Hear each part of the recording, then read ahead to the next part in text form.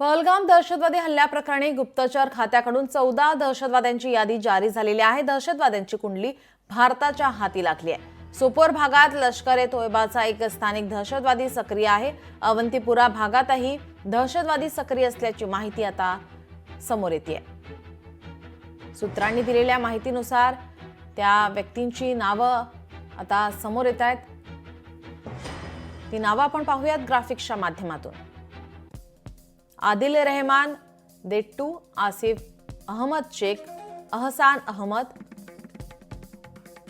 हरीस नजीर, आमिर नजीर वाणी, अहमद भट्ट, आसिफ अहमद खांडे, नसीर अहमद वाणी, शाहिद कुट्य,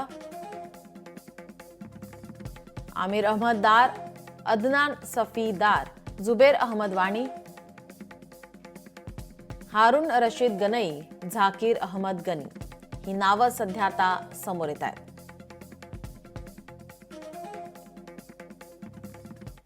दहशतवादाशी संबंधित दहशतवादी त्याचबरोबर त्यांचे आका यांचा बंदोबस्त करणं आवश्यक आहे आणि प्रधानमंत्री नरेंद्र मोदी यांनी जसं सांगितलं की या दहशतवाद्यांना हुडकून काढणं, त्यांना ट्रॅक करणं आणि ते जगाच्या कुठल्याही कोपऱ्यात असतील तर त्यांना पनिश करणं ही ऍक्टिव्हिटी भारताचे सिक्युरिटी फोर्सेस करतील आणि त्याच अनुषंगानं भारताचे घरभेदी, ओव्हरग्राऊंड वर्कर्स आणि स्लीपर सेल्स आणि त्याच्याशी संबंधित या 14 महत्वाच्या स्थानिक अतिरेक्यांविरुद्ध कारवाई करण्यासाठी आता भारतीय लष्कर सज्ज झालेलं आहे। आपले प्रतिनिधी चेतन अनावरे आपल्यासोबत जोडलेले आहेत। चेतन, आपण पाहतोय पहलगाम हल्ल्यानंतर आता भारत सरकार या ठिकाणी आपण पाहतोय की कठोर पावलं उचलतंय, मोठे मोठे निर्णय घेत आहे आणि या प्रकरणी आता आपण पाहिलं तर दहशतवाद्यांची यादी आता समोर येते। काय अधिकची माहिती? निलम, कारण एकंदरीतच आपण पाहिलं असेल पंतप्रधानांनी ज्या प्रकारे जाहीर इशारा दिलेला होता आणि त्यानंतर तातडीने केंद्रीय गृहमंत्री अमित शहा यांनी घेतलेल्या बैठकांचा एकंदरीत सिलसिला असेल तर आत्ताच्या घडीला जी सर्वात महत्त्वाची गोष्ट समोर येते, आधी जी 2 घरं होती जी उद्ध्वस्त करण्यात आलेली होती, जे दहशतवादी आहेत त्यांना मदत करणारी लोक आहेत, अशा आत्तापर्यंत काल रात्री झालेल्या कारवाईनंतर 7 पर्यंत आकडा पोहोचलेला आहे। तब्बल 7 ठिकाणची जी हे अड्डे आहेत ते उद्ध्वस्त करण्यात आलेले आहेत। तब्बल 63 ठिकाणी आत्तापर्यंत सुरक्षा बलाने छापे मारलेले आहेत। त्यामुळे एकंदरीत जर पाहिलं असेल 14 दहशतवाद्यांची नावांची यादी जाहीर करणं असेल, 5 ठिकाणी अजून अड्डे उद्ध्वस्त करणं असेल, म्हणजे एकूण 7 अड्डे उद्ध्वस्त करणं असेल, 63 ठिकाणची छापेमारी असेल, त्यामुळे एकंदरीतच दहशतवादी आणि त्यांना मदत करणाऱ्या लोकांची कोंडी करण्यासाठी कोम्बिंग ऑपरेशन एकंदरीत केंद्र सरकारने सुरू केलेलं आहे।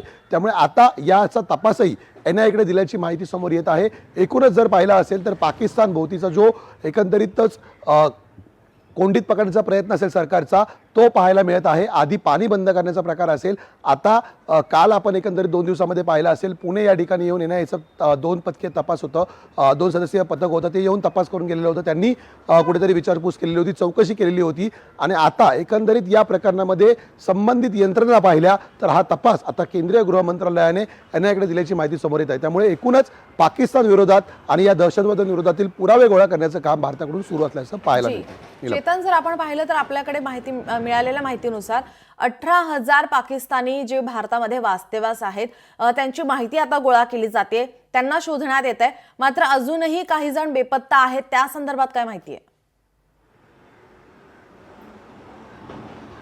निश्चितच जे तात्पुरत्या विजेवरती आलेले किंवा जे परमनंट विजावरती आलेले होते अशा लोकांचा शोध आता पोलिसांकडून घेतला जात आहे। त्यांची यादी ही प्रत्येक जिल्हाधिकारी कार्यालयाकडून गृह विभागाकडे सोपवण्यात येत आहे। त्यामुळे आता एकंदरीत महाराष्ट्रामधून आजपर्यंत एकंदरीत किती पाकिस्तानी नागरिक पुन्हा पाकिस्तानमध्ये धाडण्यात येत आहेत किंवा किती लपून बसलेले आहेत याची माहिती उद्यापर्यंत स्पष्ट होऊ शकते।